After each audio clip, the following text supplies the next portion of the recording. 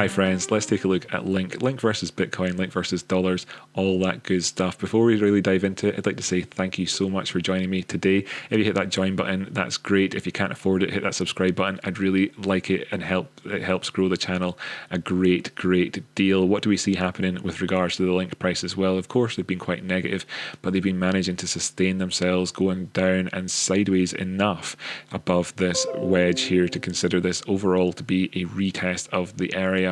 What will we see happening from this point onwards? If we break down below the 86k area, which we spoke about as being a target for us, and we have this green line here showing us just that we would then perhaps be looking down to two subsequent targets, 78 and 72 to 73 area in terms of thousands of satoshis, right? That there, of course, is all of the key areas for us, and it is, of course, of utmost importance that the prices then therefore find some support at these areas if they would like to do any of the measured moves off the back of this thing. The key area in the immediacy above us is 93k. That's your risk management line in around this zone at the 236 Fibonacci retracement point. If we actually take out this zone towards the downside at 72,000 and get significant closes below it, there's two arguments to be made. One, that we're just pushing on with this wedge and it could have just been positioned more like this and it's all, the same thing, and we're actually, going through a period of resistance. It's all subjective. You can do what you like. You could call this a parallel channel if you liked, and all that too, if you wanted to, yada yada. But also, if we go down below this area, there are taking out these key zones like the 886, this is the starting point, this Fibonacci or previous lows down there on 23rd of September, and things of course become tasty yet again in terms of lower down movements, looking towards this white line that we have here at 51,000 as being the next potential stop really for us if we were to get the downside movement from that wedge. Moving then over to look at the USD pairing, how are we faring? And it's the same sort of dealio, my friends. If we look here at the charts, you can see that we're being supported by the wedge in terms of retests of it. We've tried this zone, couldn't get into it. This is a key important zone for us. In between, there is of course another level is important to be aware of, and that is in there in the middle area of 1150. If we do actually breach that is quite good. Profit taken thereafter comes in again at $13.20, offering up huge percentage moves towards the top side. And of course the two targets off the wedge coming in there at roughly 1370, roughly $16. If we get either of those two taken out, perhaps the 236, which we currently have of the Fibonacci retracement that we've been currently experiencing, having come down and touched the 618, all of that would add together as being the perfect little narrative, the fairy tale Disney technical analysis approach here. But of course there's other things to be aware of. For instance, we breached this swing failure point the other day. Now we did find support then again at sort of below this area and sprung right back up above it again, and perhaps what we see is an inverted head and shoulders operate on here. If we can see this operate as support the second time around, if it doesn't, and this was just a rejection on the first pass and we breach on past it again, then things get negative. Looking at this story over here on terms of the stochastics, we came into this oversold territory, pushed down further than we were before, then moved up and took out the neutral line, looking to see this operate as our sort of support area for us should we so need one. And on the 24-hour time frame, what we see here is actually this ticking back around, having come down below 25 and then moving up the way, giving us that indication that there is actually strength of trend for the negative case scenario. Just ditching down the time frames though, looking for where we could see perhaps a volatility zone coming back in again, or indeed this sort of chop formation. What we see is that on the 12-hour time frame, that strength of trend isn't really there. We have still got a sort of overall kind of on average downturn of the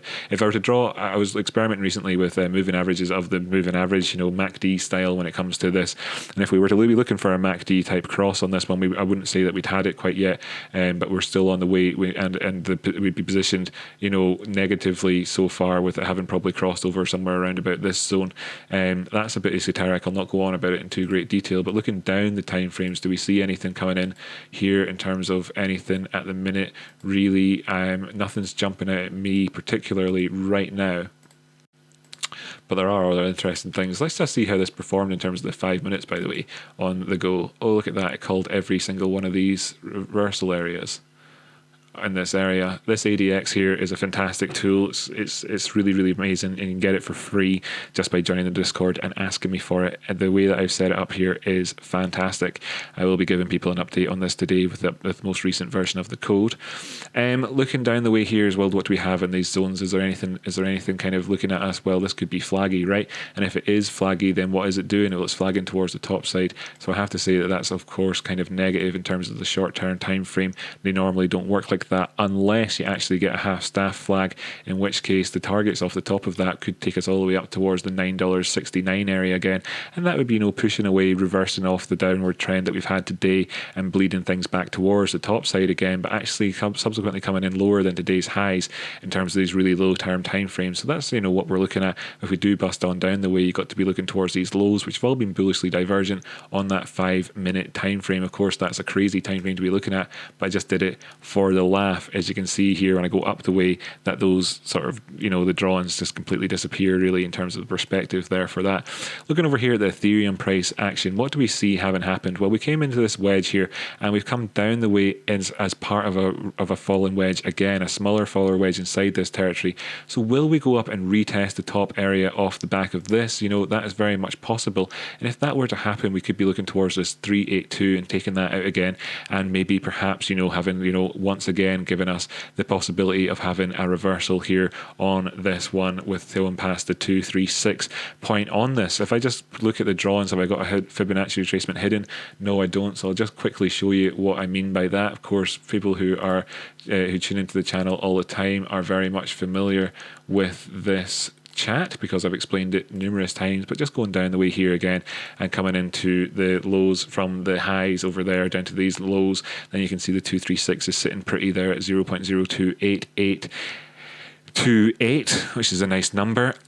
Will we get up towards those zones and be able to take it again? We're at 2.6 at the minute. You're looking for a near 10% rise to get up towards that zone, so there's plenty of trading to be done in and around all of this, and that's why you could see, while this looks like small fry stuff and you think, well, why would that be necessary? A 10% move is an eat your heart out move for a trader that anybody would chop your arm off to get. So there's that. Movements down the way, of course, then taking out the 50% and looking down towards taking out our previous low, and of course coming in towards this low side down here at 22. There's plenty of easy trades to be had if you're managing your risk in around these areas. I was speaking to somebody in the Discord yesterday who was actually trying to go long on Link. They've been told by some people in their trading group to go long at 9:30. They then regretted not being able to get in at that move. Looking at this in the 1 hour time frame, you can see where would it have been then.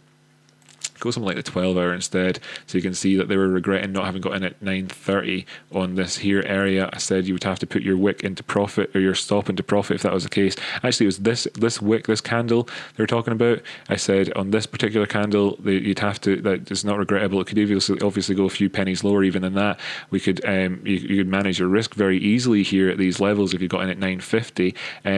But I'd put my stop into profit immediately upon that scenario, given how overall negative this really was. Then we saw the prices drop down to 883. Shout out to Shaman, by the way, who was having that chat, and just kind of look at things, look at this episode, give you a bit of a broader perspective perhaps in terms of how you would trade this thing, looking at it and how you would look to manage your risk and avoid that FOMO really, as well, with how you would manage your risk by putting your stop into profit on that one, because of course there was always a danger. And what's happened here is that you've had the chance to sort of make all those other people who got in at 9:30 eat dirt looking down there at 870. And of course then since that low as well, if you're just taking out the low of the retest of this wedge here, you're looking at the prices having already come up 6.5% and enabling you to have a really decent trade and indeed get in at 9:30 again if you'd wanted to. I mean, honestly, get back out at 9:30 even and wave your profit in the face of people who are sat there with just a position coming back out from being underwater.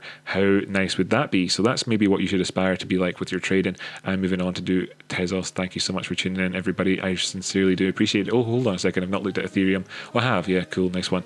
I'll catch you next time. I've been Rocky Outcrop. Hit the join button if you can afford to do that. If you can't, that's cool. You can hit the subscribe button. I'd really appreciate it. Help the channel grow. Share the channel with your friends, of course. youtube.com/Rocky Outcrop is as easy as that. And they come to this channel and then they can watch this amazing technical analysis themselves. Check out the other videos I put out today. Very, very, very, very, very good, of course, as ever. Really excellent stuff. and join the Discord where you can chat about what you'd like in terms of that timing for the voice chat on Monday. If you want to be a part of that, that'd be really great. I'll catch you